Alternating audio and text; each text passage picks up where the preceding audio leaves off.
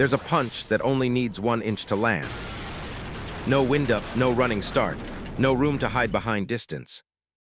Just a fist, a target, and everything a body's ever grinded for packed into 1 measly inch of space. That's the punch Bruce Lee made famous, but real talk, it was never about the punch. It was about what happens when you stop needing a head start to be dangerous. When you stop waiting around for the perfect moment to make your move. Real quick, if stories like this hit different for you, smash that subscribe button right now. We're dropping fresh videos on this channel all the time, and you don't want to miss what's coming next. Hit subscribe, turn on notifications, and let's get into it. Look, most people think their comfort zone is keeping them safe. It's not. It's just familiar, and familiar feels safe even when it's actually holding you back. It's that job you've outgrown but you're still clocking into because it's easy. The idea you never pitched because somebody might have said no. The skill you keep putting off because you told yourself, I'll start next month for the 100th time. Comfort zones don't save you from failing. They just make the failing invisible because you never even gave yourself a shot to mess up and level up from it. Bruce Lee figured this out before pretty much anybody else in his lane. He didn't have the luxury of comfortable. His body got clowned as too small for the fights he wanted to win. His accent didn't fit the industry he was trying to break into. His face wasn't what Hollywood execs pictured for a leading man. Every door in front of him had a sign that basically said, "Not you." He kicked it down anyway. Dude stood 5'7", under 140 pounds soaking wet, in a sport where size was supposed to be everything. He could have just accepted that and folded. Most people do. Somebody tells them, you're not built for this, and they actually believe it, then quietly downgrade their whole dream to match what everybody else thinks is realistic. Bruce Lee wasn't about that life. He didn't shrink the dream, he leveled up the grind. While other fighters trained till they were tired, he trained till his body understood stuff theirs never would. Push-ups on 2 fingers, a punching bag heavier than what actual heavyweight boxers used.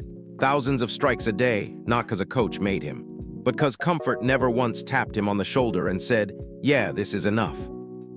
That 1-inch punch wasn't some natural gift. It came from a guy who flat-out refused to let his starting size cap his ceiling.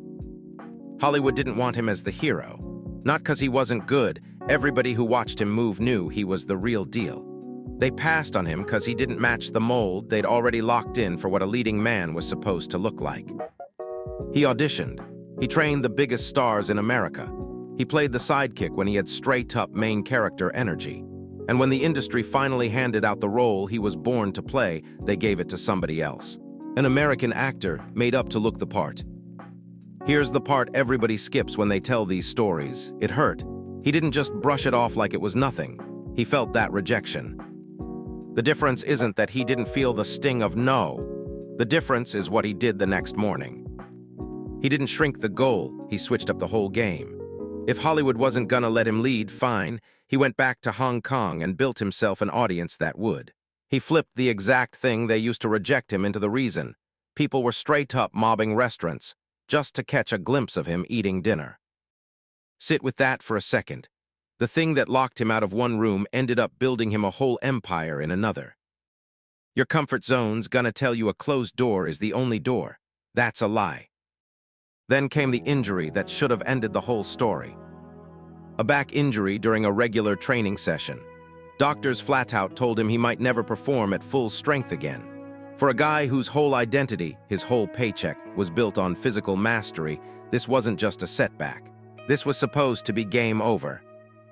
Most people, when an expert tells them the door's shut, they close it themselves before life even makes them. They just give up early. Bruce Lee rested up, but he never bylaid. This is the part of the comfort zone talk nobody brings up. Sometimes the wall isn't other people telling you no. Sometimes it's your own body, your own fear, your own doctor laying out the odds. And the real question isn't, will something try to stop me? Something always will. The question is whether you let that be the ending or just a plot twist in the middle. Enter the Dragon dropped just weeks after he passed. A movie made on a shoestring budget went on to rake in tens of millions. It didn't just turn him into a star, it basically invented a whole genre overnight. Every action hero that came after him, in every industry on the planet, was running through a lane he cut open with his bare hands. He only got 32 years on this earth. That's not more time than most of us get, it's less. What he did with it was refuse to stay comfortable, and he made every single day of it count. He wasn't legendary because he never felt fear, rejection, injury, or doubt. He was legendary because none of that stuff ever got the final say. So here's the real question, and it's got nothing to do with martial arts. Where's your 1 inch? Is it that conversation you keep rehearsing in your head but never actually having? That application sitting in a browser tab for 3 weeks straight?